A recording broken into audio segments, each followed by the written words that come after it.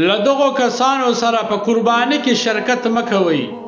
اوس اختر رانږدې ده او خلک غویی اخي، بیا په دې غویی کې د شرکت لپاره کسان پیدا کوي.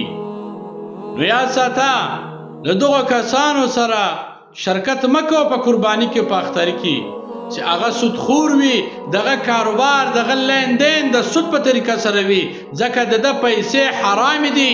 نو دغه له ځانه سره په قرباني کې مه شریکوه. دوم هغه کس ته چې هغه نشه آور شیان خرڅوي، ایس، پوډر، تاریاک، چرس، د دغه کاروبار کوي، ځکه د نشې شیان خرڅول دغه پیسې حرام دي. نو هغه له ځانه سره په قرباني کې مه شریکوه. دریم هغه کس چې هغه په بینک کې ملازم وي، په بینک کې کاروبار کوي، د بینک منیجر وي او د هغه هم د ځان سره په قرباني کې مه شریکوه، ځکه په بینک کې څه کاروبار وي، څه د لین دین وي، هغه ټول د سود په طریقه سره وي. نو د بینک د منیجر پیسې هم حرام دي. نو هغه د ځان سره په قرباني کې مه شریکوه.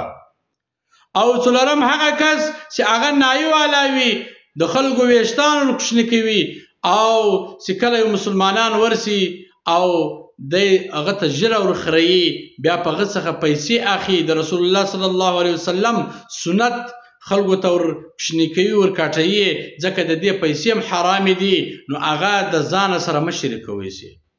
یاد ساته داسې کس د ځان سره مه شریکوه چې د هغه پیسې د حرامو په طریقه سره راځي.